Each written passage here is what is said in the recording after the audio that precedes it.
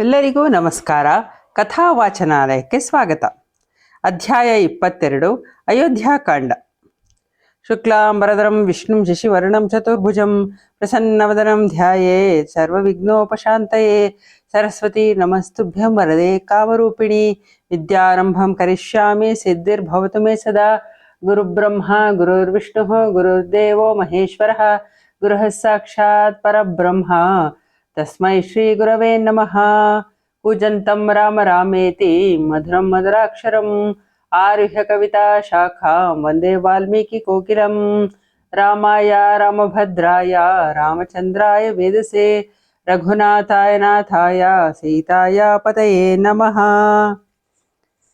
ದಶರಥನ ಅರಮನೆಯಲ್ಲಿ ಅವನಿಲ್ಲದಿದ್ದರಿಂದ ಭರತನು ತಾಯಿಯ ಅರಮನೆಗೆ ಹೋದನು. ಮಗನು ಬಂದದ್ದನ್ನು ಕಂಡ ಕೈಕೇಯಿಯು ಅತ್ಯಾನಂದದಿಂದ ಸ್ವರ್ಣ ಸಿಂಹಾಸನದಿಂದ ಎದ್ದು ಬಂದಳು. ಭರತನು ತಾಯಿಯ ಚರಣಗಳಿಗೆ ವಂದಿಸಿದನು. ಅವಳು ಅವನನ್ನು ಆಲಂಗಿಸಿ ಅವನ ತಲೆಯನ್ನು ಅಘ್ರಾಣಿಸಿದಳು.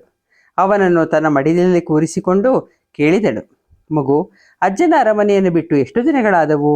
ರಥದಲ್ಲಿ ವೇಗವಾಗಿ ಬಂದಿದ್ದರಿಂದ ಶ್ರಮವಾಗಲಿಲ್ಲವಷ್ಟೇ? ನಮ್ಮಪ್ಪ ಚೆನ್ನಾಗಿದ್ದಾನೆಯೇ? ನಿನ್ನ ಸೋದರ ಮಾವ ಹೇಗಿದ್ದಾನೆ? ನಿನ್ನಲ್ಲಿ ಸಂತೋಷದಿಂದ ಇದ್ದೇ ತಾನೇ? ಎಲ್ಲವನ್ನು ಹೇಳಪ್ಪ. ಭರತನು ತಾಯಿಗೆ ಎಲ್ಲ ವೃತ್ತಾಂತವನ್ನು ತಿಳಿಸಿದನು. ಅಜ್ಜನ ಮನೆಯಿಂದ ಹೊರಟು ಇಂದಿಗೆ 7 ರಾತ್ರಿಗಳು ಕಳೆದವಮ್ಮ. ನಿನ್ನಪ್ಪ ಕುಶಲಿಯಾಗಿದ್ದಾನೆ, ಮಾವನೂ ಕ್ಷೇಮದಿಂದಿದ್ದಾನೆ. ಅಜ್ಜ ಮತ್ತು ಮಾವ ತುಂಬ ಧನ ರತ್ನಗಳನ್ನು ಕೊಟ್ಟಿದ್ದಾರೆ. ಅವೆಲ್ಲ ಹಿಂದಿನಿಂದ ಬರುತ್ತಿವೆ. ನಾನು ಮುಂಚಿತವಾಗಿ ಬಂದೆನು. ಆದರೆ ನಾನು ಕೇಳಬೇಕಾದದ್ದು ಬಹಳವಿದೆ. ಚಿನ್ನದಿಂದ ಅಲಂಕೃತವಾದ ನಿನ್ನ ಮಂಚವೇಕೆ ಶೂನ್ಯವಾಗಿದೆ? ಇಲ್ಲಿರುವವರು ಯಾರೂ ಸಂತೋಷದಿಂದ ಇರುವಂತೆ ಕಾಣುತ್ತಿಲ್ಲ ಏಕೆ? ಮಹಾರಾಜನು ಹೆಚ್ಚಿನ ಸಮಯವನ್ನು ಇಲ್ಲೇ ಕಳೆಯುತ್ತಾನೆ. ಆದರೆ ಇಂದು ಅವನೆಲ್ಲಿ?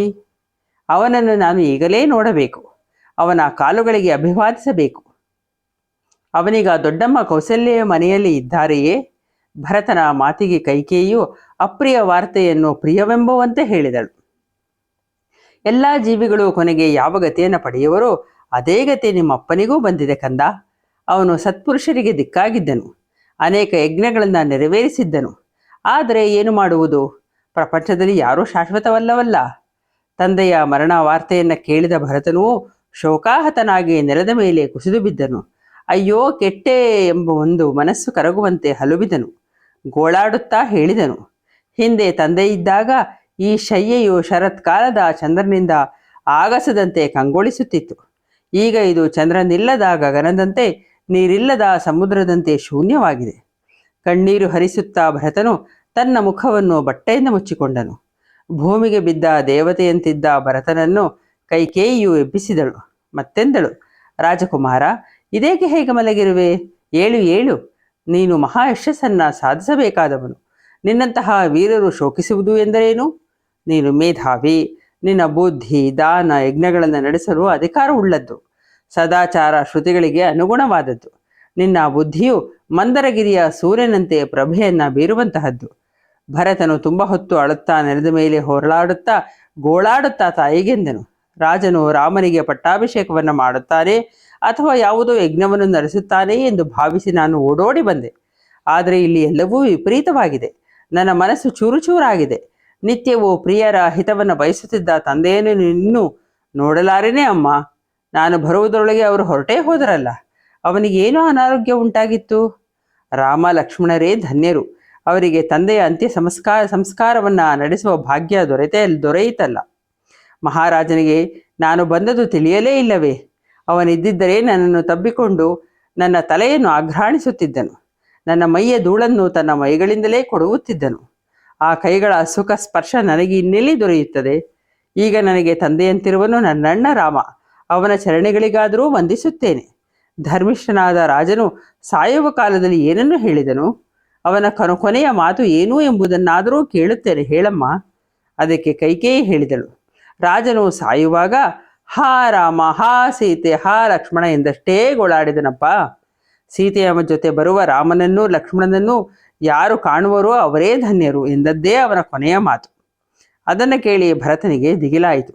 ಅವನು ನಡುಗುವ ಸ್ವರದಿಂದ ಹೇಳಿದನು, ರಾಮನು ಬರುವುದು ಅಂದರೇನು? ಅವನೆಲ್ಲಿ ಹೋಗಿರುವನು? ಸೀತೆ ಲಕ್ಷ್ಮಣರು ಎಲ್ಲಿಗೆ ಹೋಗಿರುವರು? ಈಗ ಕೈಕೇಯಿಯು ಅಪ್ರಿಯ ವೃತ್ತಾಂತವನ್ನ ಭರತನಿಗೆ ಪ್ರಿಯವಾಗುವುದು ಎಂದು ಭಾವಿಸಿ ಹೇಳತೊಡಗಿದಳು. ಮಗು, ರಾಮನು ವಲ್ಕಲಧಾರಿಯಾಗಿ ದಂಡಕಾರಣ್ಯಕ್ಕೆ ಹೋದನು. ಅವನ ಜೊತೆ ಸೀತೆ ಲಕ್ಷ್ಮಣರೂ ಹೋದರು. ಅದನ್ನು ಕೇಳಿ ಭರತನಿಗೆ ರಾಮನ ಚಾರಿತ್ರ್ಯದ ಮೇಲೆ ಶಂಕೆಯುಂಟಾಯಿತು. ಅವನು ಕೇಳಲಾರಂಭಿಸಿದನು, ರಾಮನು ಕಾಡಿಗೆ ಕಳುಹಿಸಲ್ಪಟ್ಟನೆ? ಏಕೆ? ಅವನು ಬ್ರಾಹ್ಮಣರ ಧನವನ್ನು ಅಪಹರಿಸಿದನೆ? ಪರಸ್ತ್ರೀಯನ್ನು ಬಯಸಿದನೆ? ಭ್ರೂಣ ಹತ್ಯೆ ಮಾಡಿದವರಂತೆ ಅವನನ್ನು ದಂಡಕಾರಣ್ಯಕ್ಕೆ ಅಟ್ಟಿದ್ದೇಕೆ? ಆಗ ಸ್ತ್ರೀಯರ ಚಪಲ ಸ್ವಭಾವಕ್ಕೆ ಅನುಸಾರವಾಗಿ ಕೈಕೇಯಿಯು ತಾನು ಮಾಡಿದ ಮಹಾಕಾರ್ಯವನ್ನು ಹೆಮ್ಮೆಯಿಂದ ಯಥಾವತ್ ಹೇಳಿದಳು. ಇಲ್ಲ ಇಲ್ಲ, ಅವನೇನು ಬ್ರಹ್ಮಾಸ್ತ್ರವನ್ನು ಅಪಹರಿಸಿಲ್ಲ. ರಾಮನು ಪರಸ್ತ್ರೀಯನ್ನು ಕಣ್ಣೆತ್ತಿಯೂ ನೋಡುವವನೂ ಅಲ್ಲ. ಮಗು, ರಾಜನು ರಾಮನಿಗೆ ಪಟ್ಟಾಭಿಷೇಕ ನಡೆಸುವ ನಿರ್ಧಾರ ಮಾಡಿದ್ದನು. ಆಗ ನಾನು ರಾಮನನ್ನು ಊರಿಂದ ಕಾಡಿಗೆ ಕಳುಹಿಸಬೇಕು ಎಂಬ ಬೇಡಿಕೆಯನ್ನು ಮುಂದಿಟ್ಟೆನು. ಅವನು ಹಾಗೆ ಮಾಡಿದನು. ಅವನೊಡನೆ ಸೀತೆಯೂ ಲಕ್ಷ್ಮಣನೂ ಹೋದರು. ರಾಜನು ಪುತ್ರ ಶೋಕದಿಂದ ಮರಣಿಸಿದನು. ಈಗ ನಿನಗೆ ರಾಜ್ಯ ಸಿಕ್ಕಿದೆ. ಅದರ ಭಾರವನ್ನು ನೀನೇ ಹೊರಬೇಕು ಮಗನೇ. ಇದನ್ನೆಲ್ಲ ನಾನು ನಿನಗೋಸ್ಕರವೇ ಮಾಡಿದ್ದೇನೆ. ಆದುದರಿಂದ ಬೇಗನೆ ಅಧಿಕಾರವನ್ನು ಹಿಡಿ, ದುಃಖ ಪಡಬೇಡ. ಈಗ ರಾಜ್ಯವು ಅನಾಯಕವಾಗಿದೆ. ಈಗ ಅದಕ್ಕೆ ನೀನೇ ದಿಕ್ಕು. ಆದ್ದರಿಂದ ವಸಿಷ್ಠರೊಡನೆ ಮಂತ್ರಿಗಳೊಡನೆ ಸಮಾಲೋಚಿಸಿ ಪಟ್ಟಾಭಿಷೇಕವನ್ನು ಮಾಡಿಸಿಕೊ. ತಂದೆಯ ಮರಣವನ್ನು ರಾಮನ ವನವಾಸವನ್ನು ತಿಳಿದ ಭರತನ ದುಃಖಕ್ಕೆ ಭಾರವೇ ಇರಲಿಲ್ಲ. ಇದಕ್ಕೆಲ್ಲ ಕಾರಣವಾದ ಕೈಕೇಯಿಯ ಮೇಲೆ ಅತ್ಯಂತ ಕ್ರುದ್ಧನಾದನು. ಅವನೆಂದನು, ಹತಭಾಗ್ಯನಾದ ನನಗೆ ರಾಜ್ಯದಿಂದ ಏನಾಗಬೇಕಾಗಿದೆ? ನಾನು ತಂದೆಯ ಸಮಾನನಾದ ಅಣ್ಣನನ್ನು ಕಳೆದುಕೊಂಡೆನು. ಗಾಯದ ಮೇಲೆ ಉಪ್ಪು ಸುರಿದಂತೆ ದುಃಖದ ಮೇಲೆ ದುಃಖವನ್ನು ತಂದೊಡ್ಡಿರುವೆ. ತಂದೆಗೆ ಪ್ರೇತಭಾವವನ್ನು, ರಾಮನಿಗೆ ತಾಪಸ ಭಾವವನ್ನು ಕಲ್ಪಿಸಿದೆ. ಕುಲದ ನಾಶಕ್ಕಾಗಿಯೇ ಕಾಲರಾತ್ರಿಯಂತೆ ನೀನು ಇಲ್ಲಿ ಬಂದು ಸೇರಿಕೊಂಡಿದ್ದೀಯ. ಬೂದಿ ಮುಚ್ಚಿದ ಕೆಂಡದಂತಿದ್ದ ನಿನ್ನನ್ನು ತಂದೆಯು ತಿಳಿಯದೇ ಹೋದನೆ. ಪಾಪಿಷ್ಠೆ, ನಮ್ಮ ತಂದೆಯನ್ನು ಕೊಂದೆಯಿಲ್ಲ. ಈ ಕುಲದ ಸುಖವನ್ನು ಕೆಡಿಸಿದೆಯಲ್ಲ. ಕುಲಕಳಂಕಿನಿ, ಸತ್ಯಸಂಧನೂ ಮಹಾಯಶಸ್ಕನೂ ಆದ ನಮ್ಮ ತಂದೆಯು ನಿನ್ನನ್ನು ಪಡೆದು ಮರಣವನ್ನು ತಂದುಕೊಂಡನು. ನಮ್ಮಪ್ಪನನ್ನು ಕೊಂದದ್ದೇಕೆ? ಧಾರ್ಮಿಕನಾದ ರಾಮನನ್ನು ಕಾಡಿಗೆ ಕಳುಹಿಸಿದ್ದೇಕೆ? ಕೌಸಲ್ಯ ಸುಮಿತ್ರೆಯರು ಪುತ್ರ ಶೋಕ ಪೀಡಿತರಾಗಿ ಬಹಳಷ್ಟು ಕಷ್ಟದಿಂದ ಜೀವಿಸಬೇಕಾಗಿದೆ. ಈಗ ಇದಾದದ್ದು ನನ್ನಮ್ಮನ ನಿನ್ನ ದೆಸೆಯಿಂದ. ಗುರು ಹಿರಿಯರಲ್ಲಿ ಹೇಗೆ ನಡೆದುಕೊಳ್ಳಬೇಕು ಎಂದು ತಿಳಿದ ರಾಮನು ನಿನ್ನನ್ನು ತಾಯಿಯಂತೆ ನೋಡಿಕೊಳ್ಳುತ್ತಿದ್ದೆನಲ್ಲ. ಕೌಸಲ್ಯು ನಿನ್ನನ್ನು ತನ್ನ ತಂಗಿಯಂತೆ ನೋಡಿಕೊಳ್ಳುತ್ತಿದ್ದಳಲ್ಲ. ಅಂಥವಳ ಮಗನನ್ನ ನಾರು ಬಟ್ಟೆಯಲ್ಲಿ ಕಾಡಿಗೆ ಕಳುಹಿಸಲು ನಿನಗೆ ವ್ಯಥೆಯಾಗಲಿಲ್ಲವೇ? ಅಂತಹ ಧರ್ಮಾತ್ಮನನ್ನು ಕಾಡಿಗೆ ಕಳುಹಿಸಲು ಕಾರಣವೇನು?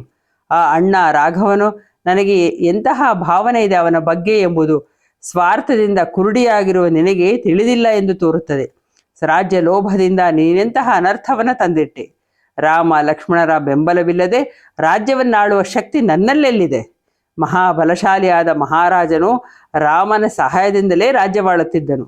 ಒಂದು ವೇಳೆ ಬುದ್ಧಿಬಲದಿಂದ ರಾಜ್ಯವನ್ನು ಆಳಬಲ್ಲೆನಾದರೂ ನಾನಂತೂ ನಿನ್ನ ಆಸೆಯನ್ನು ಖಂಡಿತ ನೆರವೇರಿಸಲಾರೆ. ನಾನು ನಿನ್ನನ್ನು ತಾಯಿಯಂತೆ ಗೌರವಿಸುತ್ತೇನೆ, ಅದಕ್ಕಾಗಿ ಸುಮ್ಮನಿದ್ದೇನೆ. ಇಲ್ಲವಾದರೆ ಪಾಪಿಷ್ಠೆಯಾದ ನಿನ್ನನ್ನು ರಾಜ್ಯದಿಂದಲೇ ಹೊರಗಟ್ಟುತ್ತಿದ್ದೆ. ಪಾಪಿ, ನಿನಗೆ ಇಂತಹ ಮನೆಹಾಳು ಬುದ್ಧಿ ಬಂದದ್ದಾದರೂ ಹೇಗೆ? ಈ ಕುಲದಲ್ಲಿ ಹಿರಿಯ ಮಗನಿಗೆ ಪಟ್ಟ ಕಟ್ಟುವ ಸಂಪ್ರದಾಯವಿದೆ. ತಮ್ಮಂದಿರು ಅವನ ಜೊತೆ ಸಮನ್ವಯದಿಂದ ನಡೆದುಕೊಳ್ಳುತ್ತಾರಷ್ಟೇ. ಕಠೋರಳೆ, ನೀನು ರಾಜಧರ್ಮವನ್ನು ಗೌರವಿಸುವೆ ಎಂದು ನನಗೆ ಅನ್ನಿಸುವುದಿಲ್ಲ. ಜ್ಯೇಷ್ಠ ಪುತ್ರನಿಗೆ ಪಟ್ಟ ಕಟ್ಟುವುದು ಶಾಶ್ವತವಾದ ರಾಜಧರ್ಮ. ಇಕ್ಷ್ವಾಕು ವಂಶೀಯರು ವಿಶೇಷವಾಗಿ ಈ ಧರ್ಮವನ್ನು ಅನುಸರಿಸುತ್ತಾರೆ. ಧರ್ಮವನ್ನು ರಕ್ಷಿಸುತ್ತಾ ಕುಲಾಚಾರವನ್ನು ಪಾಲಿಸುವುದು ಈ ವಂಶದವರ ವೈಶಿಷ್ಟ್ಯ. ಈ ಪರಂಪರೆಯೇ ನಿನ್ನಿಂದಾಗಿ ಹಾಳಾಗಿ ಹೋಯಿತು. ನಿನ್ನ ಕುಲದವರು ಮಹಾನುಭಾವರೇ, ಆದರೆ ಅಂತಹ ಕುಲದಲ್ಲಿ ಹುಟ್ಟಿದ ನಿನಗೆ ಏಕೆ ಈ ದುರ್ಬುದ್ಧಿ ಬಂತು? ಪಾಪ ಸಂಕಲ್ಪದವಳೆ, ನಿನ್ನ ಆಸೆಯನ್ನು ನಾನು ಖಂಡಿತ ನೆರವೇರಿಸಲಾರೆ. ನಿನ್ನ ಈ ದುಷ್ಕರ್ಮ ನನಗೆ ಮರಣ ವೇದನೆಯನ್ನು ತಂದುಕೊಟ್ಟಿದೆ. ಈಗ ನಿನಗೆ ಅಪ್ರಿಯವಾದ ಕೆಲಸವೊಂದನ್ನು ಮಾಡುತ್ತೇನೆ. ಆ ಪುಣ್ಯಜೀವಿ ಅಣ್ಣನನ್ನು ಕಾಡಿನಿಂದ ಹಿಂದಕ್ಕೆ ಕರೆದುಕೊಂಡು ಬರುತ್ತೇನೆ. ನಾನು ಆ ತೇಜಸ್ವಿಯ ದಾಸನಾಗಿ ಇದ್ದು ಬಿಡುತ್ತೇನೆ. ಆಗಲೇ ನನಗೆ ಸಮಾಧಾನ. ಹೀಗೆ ಶೋಕಾಕುಲನೂ ರೋಪಾವಿಷ್ಟನೂ ಆದ ಭರತನು ಅಬ್ಬರಿಸಿದನು. ಗುಹೆಯಲ್ಲಿರುವ ಸಿಂಹದ ಗರ್ಜನೆಯಂತೆ ಅದು ಕೇಳಿಸಿತು. ತಾಯಿಯನ್ನು ನಿಂದಿಸುತ್ತಿದ್ದ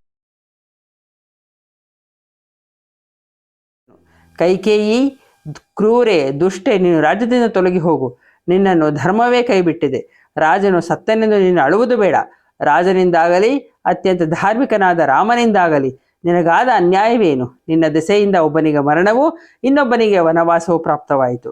ನಿನಗೆ ಭ್ರೂಣ ಹತ್ಯಾ ದೋಷ ತಟ್ಟಿದೆ, ಏಕೆಂದರೆ ನೀನು ಈ ಕುಲವನ್ನೇ ನಾಶ ಮಾಡಿರುವೆ.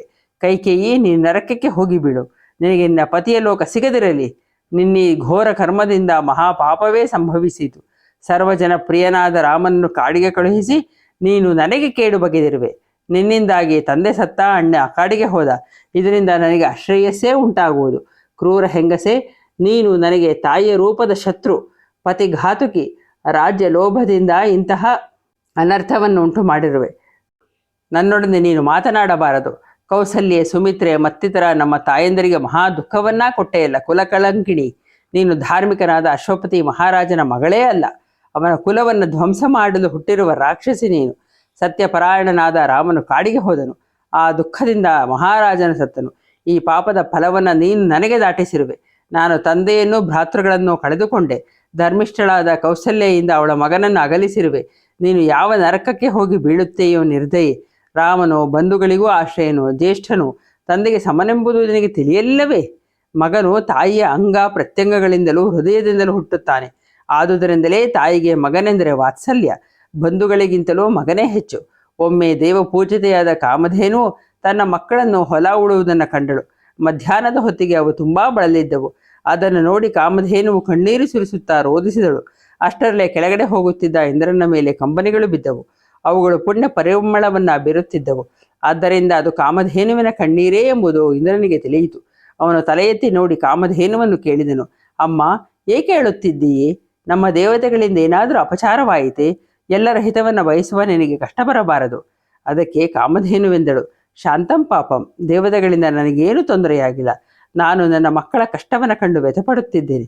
ನೋಡು, ಆ 2 ಎತ್ತುಗಳು ಬಿಸಿಲಲ್ಲಿ ಬಸವಳಿದು ರೈತನಿಂದ ಹಿಂಸೆಯನ್ನು ಅನುಭವಿಸುತ್ತಿವೆ. ನನ್ನ ಮಕ್ಕಳ ಕಷ್ಟವನ್ನು ನನಗೆ ನೋಡಲಾಗುತ್ತಿಲ್ಲ. ಎಲ್ಲ ತಾಯಂದರಿಗೂ ತಮ್ಮ ಮಕ್ಕಳು ಪ್ರಿಯರಲ್ಲವೇ? ಆಗ ಇಂದ್ರನು ಅಂದುಕೊಂಡನು, ಈ ಕಾಮಧೇನುವಿಗೆ ಲೋಕದಲ್ಲಿ ಅಸಂಖ್ಯ ಮಕ್ಕಳಿವೆ. ಆದರೂ ಈ 2 ಎತ್ತುಗಳ ಕಷ್ಟಕ್ಕೆ ಮರಗುತ್ತಿದ್ದಾಳೆ. ಮಕ್ಕಳಿಗಿಂತ ಪ್ರಿಯರಾದವರು ಯಾರೂ ಇಲ್ಲ. ಹೀಗಿರುವಾಗ ಒಬ್ಬನೇ ಮಗನಿರುವ ಕೌಸಲ್ಯು ರಾಮನಿಲ್ಲದೆ ಹೇಗೆ ತಾನೇ ಇರಬಲ್ಲಳು? ಆ ತಾಯಿಯಿಂದ ಮಗನನ್ನು ಅಗಲಿಸಿದ ನಿನಗೆ ಇಹಪರಗಳಲ್ಲಿ ಸುಖ ಸಿಗದೇ ಹೋಗಲಿ. ನಾನು ನನ್ನಣ್ಣನನ್ನು ಸಂತೈಸುವೆನು. ತಂದೆಯ ಉತ್ತರ ಕ್ರಿಯೆಗಳನ್ನು ನೆರವೇರಿಸುವೆನು. ನನ್ನ ಕೀರ್ತಿಯು ಹೆಚ್ಚಾಗುವಂತೆ ನಾನು ನೋಡಿಕೊಳ್ಳುವೆನು. ಮಹಾವೀರನಾದ ಕೌಸಲ್ಯ ಪುತ್ರನನ್ನು ಕಾಡಿನಿಂದ ಮತ್ತೆ ಕರೆತರುವೆನು. ಮತ್ತೆ ನಾನೇ ಮುನಿವೇಶದಿಂದ ಕಾಡಿಗೆ ಹೋಗುವೆನು. ಪಾಪ ಸಂಕಲ್ಪದವಳೇ, ಕಣ್ಣೀರು ಸುರಿಸುತ್ತಾ ಪೌರರು ನನ್ನನ್ನು ನೋಡುತ್ತಿರುವಾಗ ನೀನು ಮಾಡಿದ ಪಾಪವನ್ನು ನಾನು ಹೊತ್ತುಕೊಳ್ಳಲಾರೆ. ನೀನು ಬೆಂಕಿಗಾದರೂ ಬೀಳು, ದಂಡಕಾವನಕ್ಕಾದರೂ ತೊಲಗು. ನಿನಗೆ ಬೇರೆ ದಾರಿಯೇ ಇಲ್ಲ. ರಾಮನಿಗೆ ರಾಜ್ಯವನ್ನು ಒಪ್ಪಿಸಿ ನಾನು ಕೃತಕೃತ್ಯನಾಗುತ್ತೇನೆ. ಅವನನ್ನು ಕಾಡಿಗಟ್ಟಿದ ದೋಷದಿಂದ ಮುಕ್ತನಾಗುತ್ತೇನೆ. ಕಾಡಿನಲ್ಲಿ ಅಂಕುಶದಿಂದ ತೆವಿಯಲ್ಪಟ್ಟ ಆನೆಯಂತೆ ಭರತನು ಸಿಟ್ಟಿಗೆದ್ದು ಕೂಗಾಡಿ ಮತ್ತೆ ಹಾವಿನಂತೆ ಬುಸುಗುಟ್ಟತ್ತ ನೆಲದ ಮೇಲೆ ಬಿದ್ದನು. ಪ್ರಜ್ಞೆ ತಪ್ಪಿತು. ಮಂಗಳಂ ಜಯ ಮಂಗಳಂ ಶುಭ ಮಂಗಳಂ ಶ್ರೀರಾಮಗೆ. ಭಾನುಕುಲದಲ್ಲಿ ಜನಿಸಿದವಗೆ ಭಕ್ತ ಜನ ಪರಿಪಾಲಗೆ. ಲೀಲೆಯಿಂದಲಿ ವಾಲಿ ನಿಗ್ರಹ ಮಾಡಿದ ಭೂಪಾಲಗೆ. ಮಂಗಳಂ ಜಯ ಮಂಗಳಂ ಶುಭ ಮಂಗಳಂ ಶ್ರೀರಾಮಗೆ. ತಾಟಕೀಯ ಕೊಂದವನಿಗೆ ಘೋರಾಟವನ ಸಂಚಾರಿಗೆ. ಆಟಕೋಜ್ವಲ ಕಾಂತಿ ಶೋಭಿಪ ದಿವ್ಯ ರತ್ನ ಕಿರೀಟಗೆ. ಮಂಗಳಂ ಜಯ ಮಂಗಳಂ ಶುಭ ಮಂಗಳಂ ಶ್ರೀರಾಮಗೆ. ದಂಡಕಾರಣ್ಯಕ್ಕೆ ಹೋಗಿ ಚಂಡ ದೈತ್ಯನ ಗೆಲಿದವಗೆ. ಅಂಡ ಪಿಂಡ ಬ್ರಹ್ಮಾಂಡ ನಾಯಕ ರಾಮ ಕೋದಂಡ ರಾಮಗೆ. ಮಂಗಳಂ ಜಯ ಮಂಗಳಂ ಶುಭ ಮಂಗಳಂ ಶ್ರೀರಾಮಗೆ. ಜೈ ಶ್ರೀರಾಮ್. ಧನ್ಯವಾದಗಳು. ತಪ್ಪಿದ್ದರೆ ಕ್ಷಮಿಸಿ.